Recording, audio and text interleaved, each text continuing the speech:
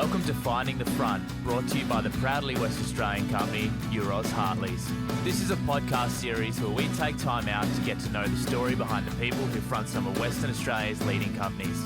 We look back at some of the moments in their life and career that shaped the journey to being the leader they are today, and provide you with some real insights into the way they think and approach things, both in business and in life. So get the volume adjusted in your car or your headphones sorted and settle in for a great story. Here is your Finding the Front host, Tim Banfield.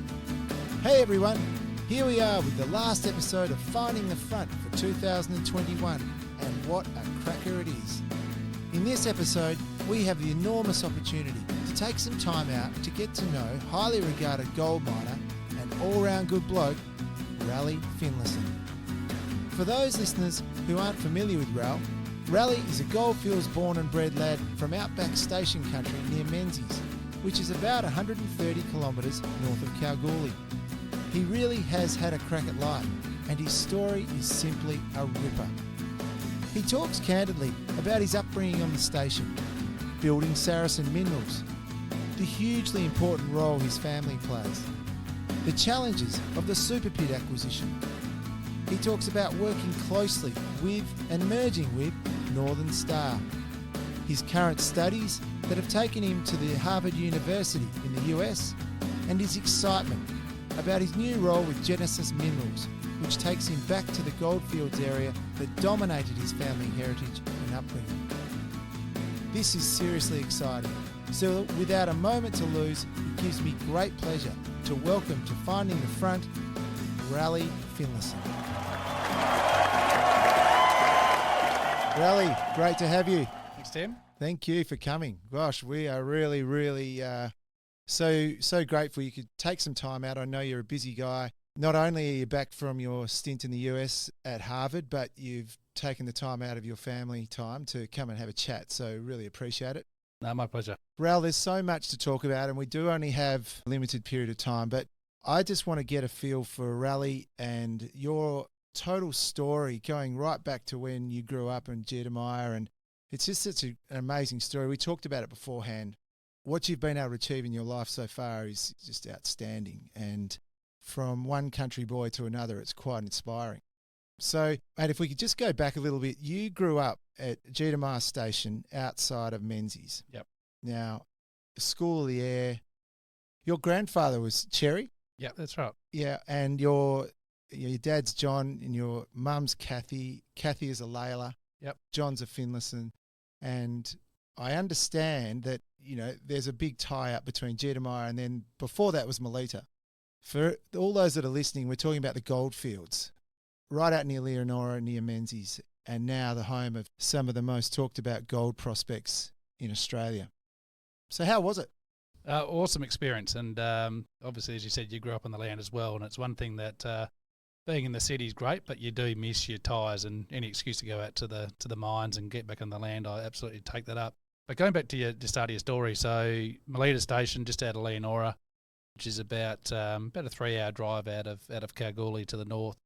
Cherry and Helen, my grandparents grew up there, five children, and the story evolves where John, my dad, and then and Ross end up taking on Melita Station, and Cherry bought the neighbouring property called Jedediah, which is just further to the south. So as time will evolve, and we'll get to Genesis at the back end of this podcast, no doubt, but the boundary between Melita Station and Kalgoorlie Station was right where the Ulysses Gold Project is, which is basically the Genesis project at the moment. So there's photos of my cousin Robert and I as 3 foot tall, or not even, probably 2 foot tall, getting photos in a car bay right there, and in the background there's an old mine pit, and that is the Ulysses project, which we own.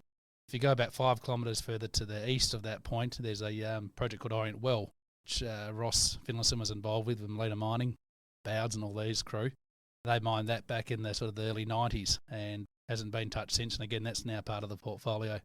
And if you go about 28 kilometres further to the north, there's a project called Kalgoorlie, which is got a lot of steep history, which was owned and operated by Sons of Kalgoorlie, which is my uncles on my mum's side, the Layla side, so Peter and Chris Layla. So on both sides of the family, that's fair to say it's steeped in mining history, but of course prior to that and in parallel with that, steeped in pastoral history. So there's a massive overlay, and to say I'm getting drawn back into that country is an understatement because It's very much an understatement. yeah, absolutely. Gosh, how exciting. Yeah, it is. And it's fascinating going back to some of these places and even going to Gwalia and the sort of the history as you sort of drive into the Gwalia town site. It's just you can only picture what it was like back in the day 100 and so years ago for the early timers to come in and how tough it was then. And here we are now moving forward and, the place is steeped with so much history from both a pastoral and a mining perspective, obviously in more recent times. So when you grew up on Jedamiah, was John and Kath, your mum and dad, running sheep, cattle? Sheep only. Yep. The odd stray cow would come across from next door and we'd sort of, quickly chuck that on a truck. Send it back, of course. Yeah. And feral goats is probably the only thing that made us an income. And I just remember, we generally had pretty well one revenue stream each year was sort of a wool check anywhere from, really bad season might not be a lot to a good year might be 130,000, something in that order. And from that, we've got to maintain, 750,000 acres of property and send 3 kids to boarding school. So it was really tough going. And I think for me, a massive influence on my life to have that upbringing and being as tough as it was our property was sort of renowned in the whole goldfields for probably being the poorest as far as being able to yield sheep on it. But for that reason, it sort of instilled a really strong work ethic into Daniel, my older brother, Marnie, and myself to be able to hold us in really good stead for the rest of our lives and careers, and from a work and also a personal perspective as well. Well, I'll get on to the success stories of the kids, but I mean, when you were growing up, you were School of the Air. How did you find that? Before you then got sent away to school. Yeah, well, I was just thinking about it before. So School of the Air, and I'm halfway through doing Harvard, so I'm not sure if there's any School of the Air Harvard graduates going around, but I'd love to hear from them if there is. But for me, School of the Air, I sort of took the piss a bit, to be honest with you. So we get all the books sent to us at the start of the term. I tried to smash through it as quick as we could, sort of in the first 3 weeks, try and get the full term's worth of work done. And then all I was required to do from that point forward was sort of generally half an hour on the radio every day, and the rest of the time I'd be out the motorbike helping Dad. So, Dad sort of very keen on free labour or cheap labour, so he was no arguments from there. Mum sort of put up a protest every now and then that maybe I needed to apply myself a bit more. But at that stage, for all of that phase, I was absolutely convinced I was going to go back on the station. And like a lot of fathers do, they try and convince their kids not to follow their path. But I think this one particularly would have been a really difficult one because it was hard enough when we were doing it back then, let alone trying to run sheep on those properties now, particularly with the dogs and dingoes running through the property. So for me, sort of started a bit on the back foot, but also from a life experience, massively ahead of everyone else, in my opinion. Went to boarding school for 6 years, which sort of taught me a strong streak of independence, and you learn pretty quickly to look after yourself in that environment, particularly sort of in those eras, sort of late 80s, early 90s. It was reasonably tough in those environments, so it was a pretty steep but a good learning curve for me. Oh, absolutely. So there's yourself, Dan and Marnie. Yep. Now, look, I've been fortunate enough to know the Finlaysons well enough over the years that I've bought a fair few cray pots off Brother Dan, Jurien Bay Marine Supplies. Yep. Shout out to Dan if you're listening. And then your sister Marnie, who's been extremely successful, who's currently the managing director for battery material for Rio Tinto. Yeah. I mean, you must be very proud of her. Yeah. Her and what she's been able to achieve in the mining sector. Yeah. Just before I go into Mars, just back to Dan for a sec. Yeah. So I'm the worst cray fisherman possibly out there. So I grew up obviously in the outback of Western Australia, so there's not much water and crayfish around. But last week caught 40 crays off 4 of Dan's pots. So it just shows a testament to come back to your earlier point about how good quality they are. And still haven't lost one, which is also a miracle because they're 3 years in. So that's another good that's plug outstanding. I've used them too, and so's my father-in-law, and we never fail with those. Such quality build. And he's been doing it for such a long time. Oh, he has, sort of close to 20 years now. Yeah. And if you go into the workshop, it is amazing. It's just, it's all done by hand, and the care and love that goes into making those pots is outstanding. So, definitely a shout-out to Dan, and then Jurien Marine Supplies. Yeah, back in the month. And Mandy. Yeah, Mandy as well. Yeah, she very much runs a show in there. So it's a really good team effort, and even the boys. They've got three boys that have all gone in and chipped in. A bit like I explained growing up on the station, school holidays are all there helping out. So a massive team effort for those guys. Yeah, so Martin's with Rio, so quite different career paths, I suppose, for the two of us. I've very much gone down the junior end, and Martin's has been with Rio for 20 years and built different paths, I suppose, to similar points where she's just taken on the MD role the battery minerals, which is obviously a massive thematic and Yes. charter project in Serbia where she's come back from is gathering momentum, and it's just been a massive effort from her and Russ and the family. Obviously, he'd spent the last couple of years over there in obviously through COVID and other trying circumstances, and it's been a massive learning curve for her, but also a massive achievement for what she's been able to achieve with the project, but obviously within Rio and growing her career. And within those circumstances. Absolutely, yeah. Well, there was a great article on her in the West Australian not so long ago. Yeah, it was, and I've listened to her speak about her experiences at forums and also personally. It's been a life changing experience for the entire family, and I think they're all richer for that experience, but also just an amazing role in the thematic we're seeing at the moment. So strap yourself in. I think she's going to do really well. Just quite amazing, the whole, what you've all been able to achieve, and I think coming from your background on the station, I think you've learnt the value of $1. Yeah. Would be fair to say. Yeah, and probably the value of saving $1. Saving $1, yeah. I think my best experience is certainly on the station. The old man had an uncanny ability to recycle things for many purposes, simply on the basis we couldn't afford to go and buy new products. And I suppose another experience I had was when I was working in New Zealand, a place called Crays. It was GRD Macraes, and now Oceana Gold, and a really low grade, sort of tough mine back in the day. But it's amazing as a mine site that didn't have a lot of other mining around it, that it was really important for all the employees to make this mine work.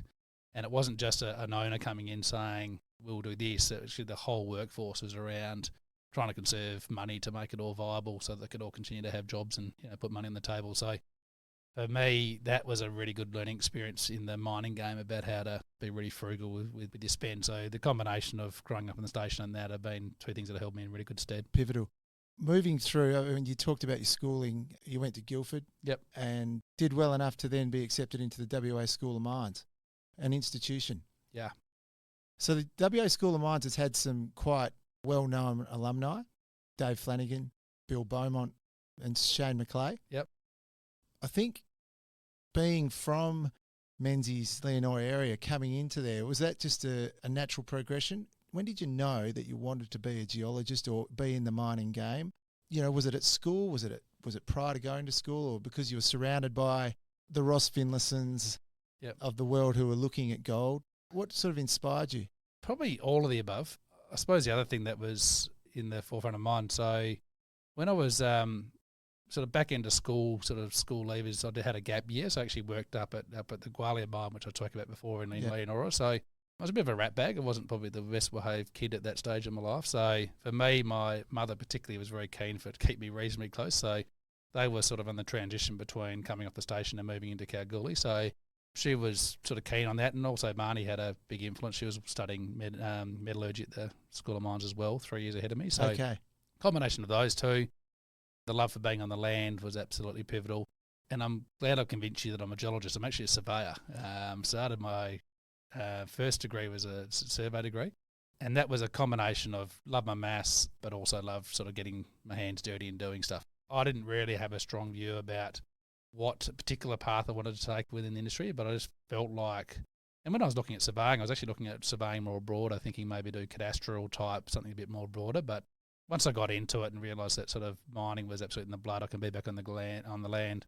School of Mines is obviously a perfect offering in that regard. So, built some fantastic networks, as everyone who would say that's been through the School of Mines. But for me, started off doing the surveying degree, realised that sort of had a bit of a ceiling in that role, so I thought I'll roll into doing a mining engineering sort of diploma on the side of it, which I did, which sort of gave me more breadth in what I could do. And then once I sort of worked into that, I realised I sort of wanted to get into the management side. Yes. I really wanted to be a general manager, so I figured finance was quite an important adjunct to that. So I went off and did they called a FINCIA course, something that's Kaplan now. So sort of did that as a sort of a bolt-on, if you like, to give me the finance side of it.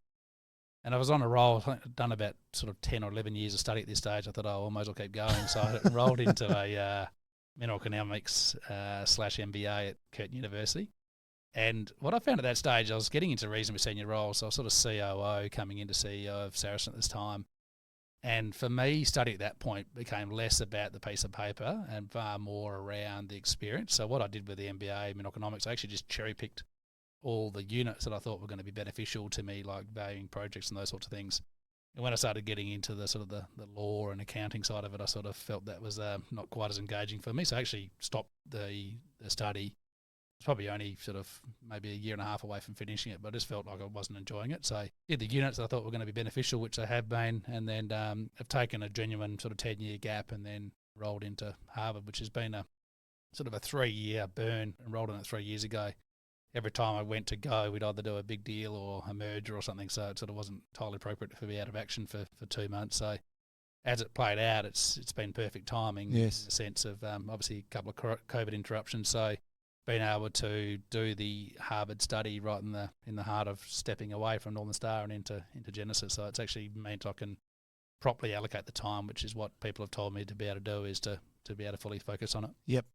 We've jumped ahead, but I think with regards to you graduating from the School of Mines, there's the story of how you joined Saracen. And look, this is where your life starts to just take a hockey stick approach. Is it true that you saw an advert? Was it in the Kalgoorlie Miner there was Fieldy advert? Yeah. And at the bottom they were looking for a mine manager? Yeah, that's right.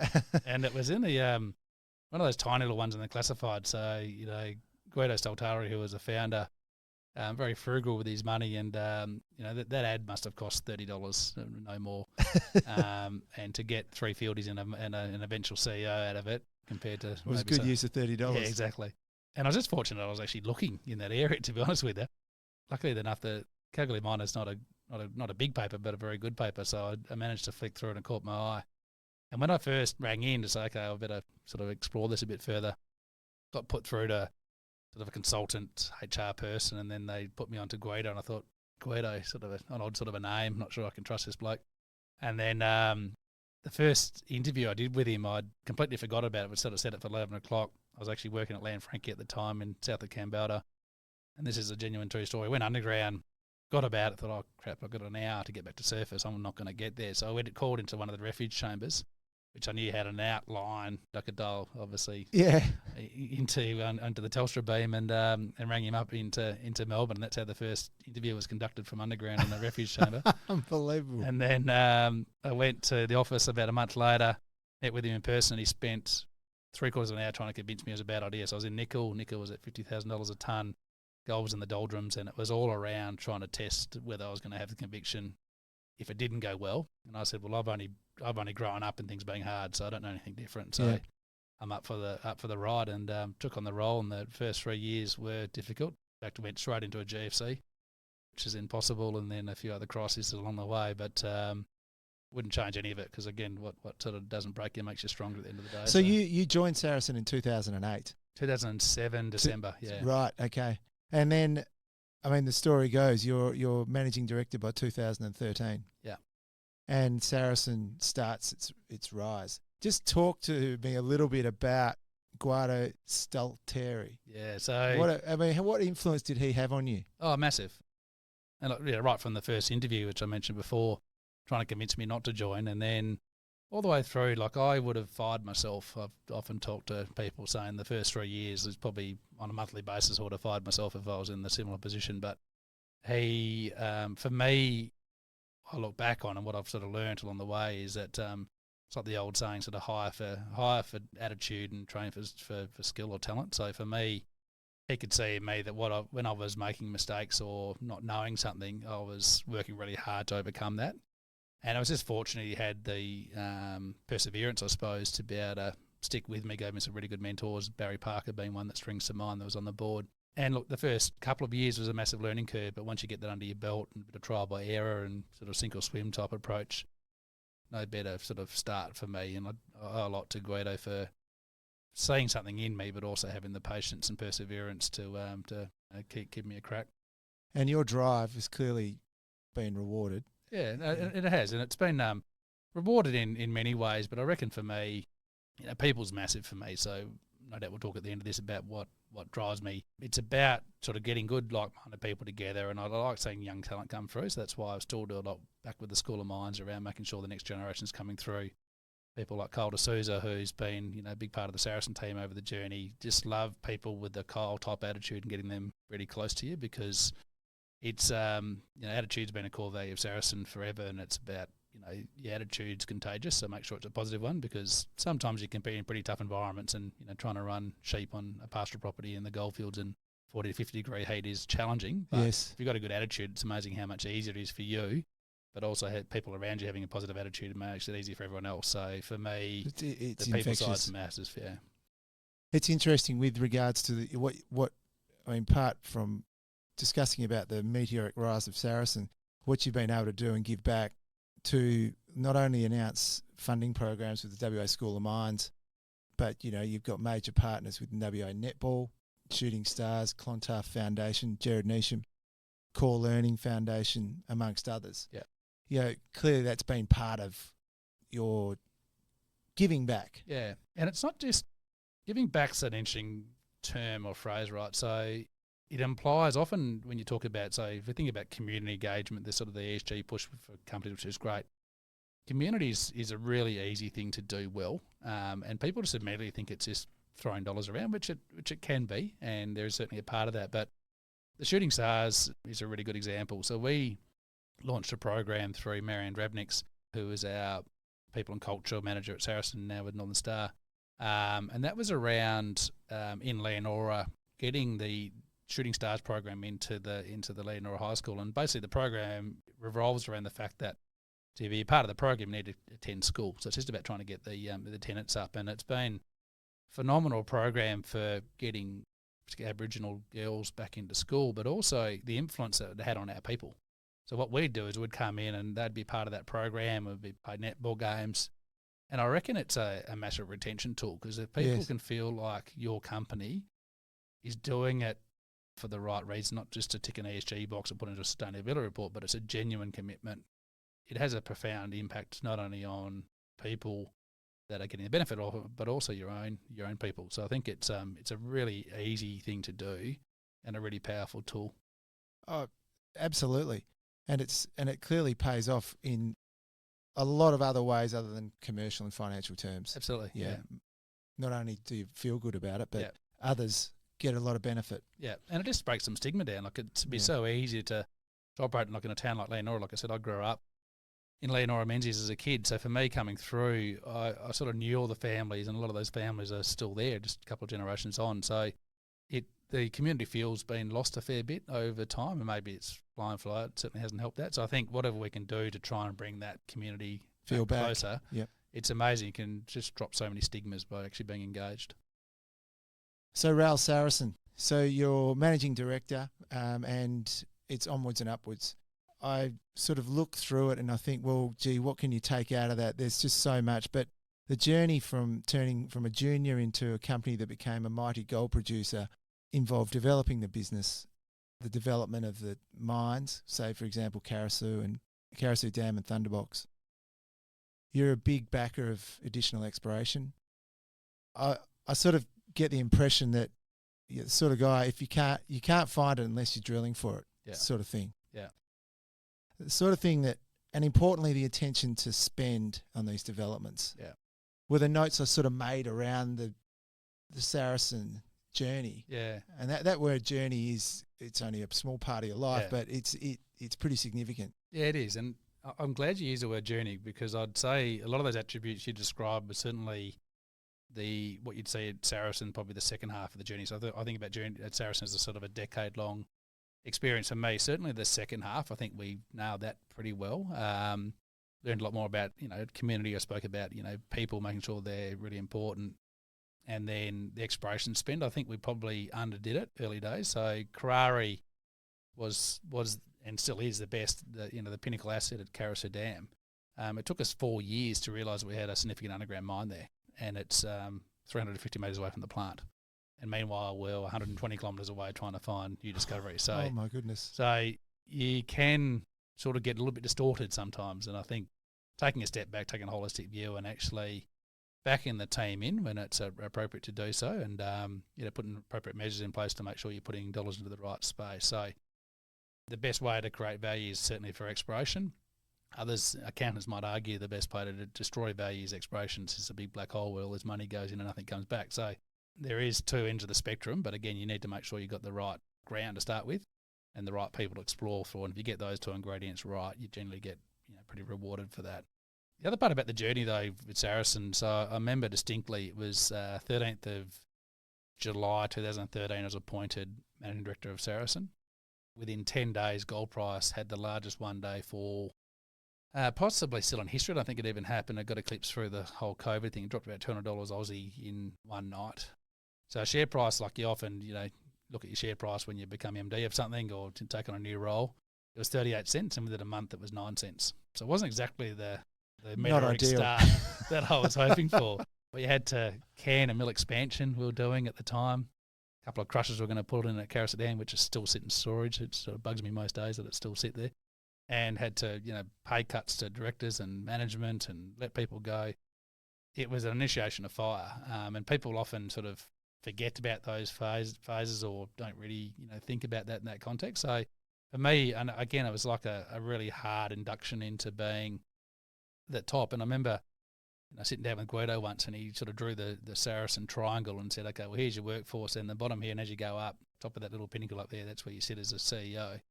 And then sitting on top of that, you've got all these stakeholders and shareholders and everything else that sits there and wants a pound of flesh from you, particularly things aren't going well. So he said it can be the most lonely place you could ever find yourself as being a CEO. And I often say that to young people with aspirations of becoming. I said, fine, but make sure your C-suite behind you are really strong, because it is a lonely place and you want to try and do that with a team of people rather than in an individual. So for me, early days, I didn't have that team in place then. So it was a lonely and tough ride. And again, it sort of made me stronger along the way. But then once you sort of have those learnings, and again, Guido's one of his favourite sayings of all time, which rings in my mind forever, is stay on the bike. As hard as it gets, if you fall off the bike, it's really hard. If you can stay on, particularly like the Stephen Bradbury type story, if you can stay on and everyone else is falling over, yes, it creates a huge amount of opportunity. So for me, when it gets tough, frankly, I prefer it in lots of ways, because it's like why I went back into gold rather than sort of the battery metals. It's sort of not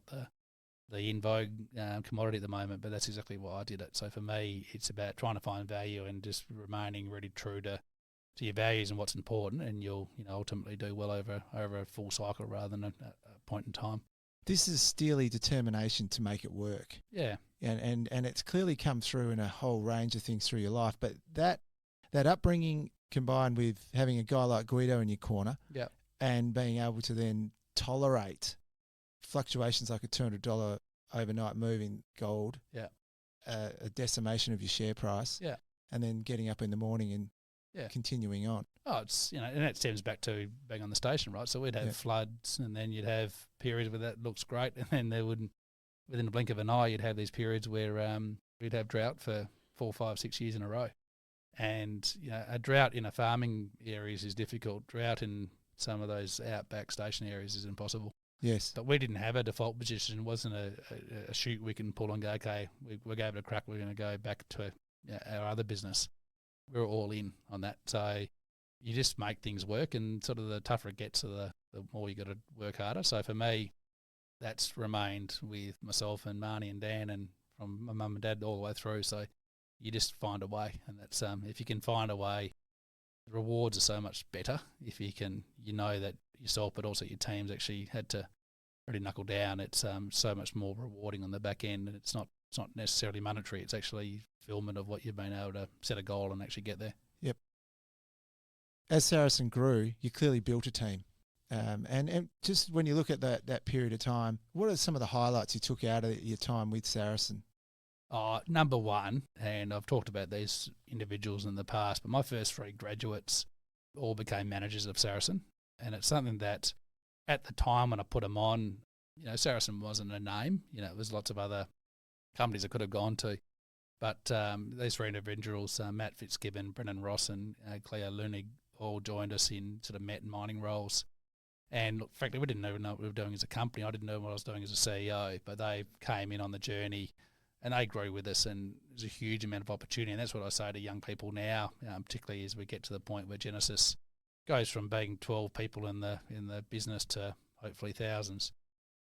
Get in early, because that's when you get the opportunities to get set with the business, and as it grows, you grow with the business from a career perspective. So for me, that's what I take the most pride in. And when I had people that were with me from the start, so the on board at Saracen, I think by the end of it sits in my garage at home, and we'll stay there for probably forever. But we had 28 people that were there from the get-go. We only lost one from the people that were there for plus 10 years on the 10-year on board. So for me, you take a lot of pride in those people and seeing them grow, and that's what I want to do. That's a real reflection. Yeah, and that's what I want to do for the rest of my career. So Genesis will be hopefully Saracen Mark II, trying to do it all again. But when I get to the sort of the back end of my career, I sort of don't have the drive to be a CEO every day, but I'd love to be involved with companies, not from sitting on a bunch of boards, which some people choose to. It's sitting with people that I have grown and nurtured along the way that want to become a CEO and provide them the same support that Guido provided me. A mentor style role. Yeah. Saracen continued to grow, and I mean, this is I suppose the ultimate icing on the cake. You had the opportunity to buy 50% of the super pit. Yeah. How was the background to that? How did it evolve? So again, going back to show you how connected these worlds are. So when I went to go back to the School of Mines days, my very first job at the School of Mines in 1997, first semester break, was at the super pit, involved in the survey department, and I worked there basically all the way through for my whole career. That wasn't for 4 years. So I was working in various departments, but mainly in the survey area. So I knew a lot of people then, and ironically, 20 years plus onwards, there's still a bunch of those people still there. So basically came there as the single lowest paid person in being a graduate surveyor. In fact, graduate surveyor was my first job out, but even then I was probably on $25,000 a year and working a fair bit to do that, to then being obviously the CEO of the JV of it, and ultimately the MD of the company that owned it 100%. So it's a magical journey from sort of start to finish in lots of ways. But and as far as how it came about, I'd always known, obviously talked about Bill earlier, so I've known Bill for a long period of time, and he's always had quite public views about wanting to own the super pit one day. And for me, I sat there, and when I was sort of going through the bidding process, and this was talking about being lonely at the top of the triangle, when we put in our bid for the super pit, $1.1 billion, we had $400 million of debt secured. I'll call it 1.2 with cost. We had $400 million of debt secured, and then we had to raise $796 million of equity after I'd signed the deal, which was binding. So then I had to jump on a plane from Toronto. Just pause there. So a little bit of pressure? A little bit, yeah. When I was flying over, I had that moment where I was like, holy crap, are we doing the right thing here? And I remember Tony Kiernan, and I've spoke about Tony's farewell from the Northern Star board a couple of weeks ago, spoke about this moment where I was genuinely thinking about backing out, and I was trying to find excuses to back out, and he said, no, you've got to back your conviction, back your work you've done, back your people. This is the right call. I'm so glad he said that, because at that point I wasn't feeling like that. If he gave me an out, I probably would have taken it. And then when I so over in Toronto, I went over by myself, put the bid in. We won the bid. It was supposed to be this sort of auction sort of process, but then I got told straight away, no, you've got it. You've bought half the super pit. And I remember at that moment, I was like, when you're in an auction, you get it, and you're like, holy no, what have I done?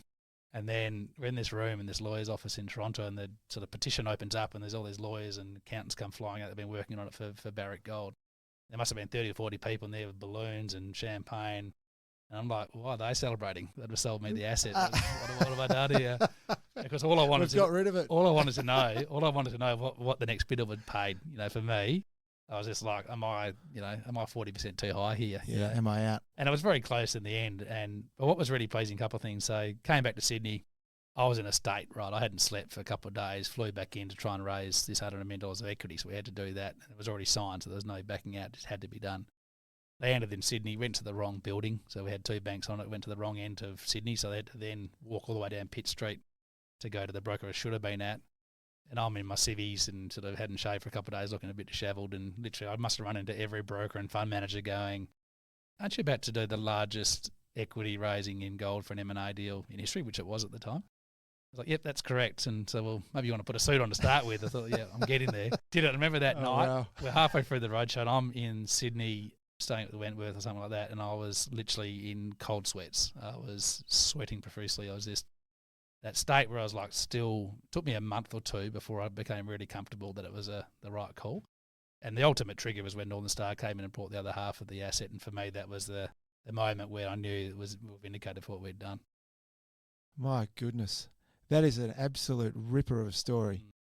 So the super pit, I mean, you think about it in that light, you acquire 50% ownership in the Kalgoorlie super pit in late 2019.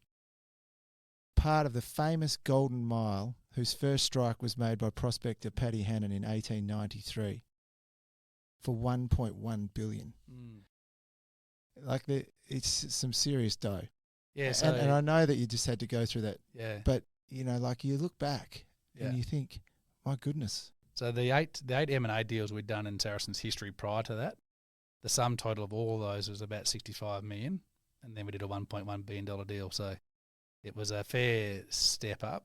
And look, we weren't betting our company, but pretty close to it. And like I said, we had Newmont as our JV partner for the first month, and then obviously Northern Star came in and brought the other half. And to be honest, that was part of the rationale about getting comfort to bid, is I knew that Bill's desire was to own the other half of it. And to his absolute credit, the day I landed in Sydney to start the roadshow, Bill rang us up and said, let's catch up for coffee. And there was a UBS conference happening in Sydney on the day, and he was a massive advocate for what we'd done. He'd come second, the sort of bridesmaid to get in the deal, but he was actively telling shareholders and fund managers that it was a fantastic price and fantastic acquisition, and we'll do really well with it. So that really was a catalyst for us to help get that equity raising away. So his support in that regard, and then obviously a couple of months later we had him as a JV partner, which it was just a really good coming together, and very much like-minded companies coming together to run a really good asset. Well, that is the end of Part A with Raleigh Finlayson. It's stories like these that you can't help but get wrapped up in. Part B is ready to go now.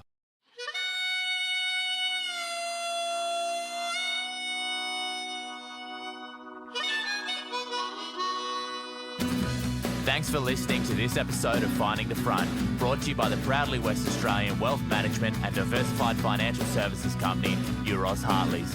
If you like what you heard, please don't hesitate to tell your friends and subscribe to the podcast through your podcast host of choice. If you have any questions or would like to contact us, please email our fabulous producer Bridget on communications@eurozhartleys.com or visit our website at www.eurozhartleys.com. This podcast has been general information only. Euroz Hartleys holds Australian Financial Services Licence 230052.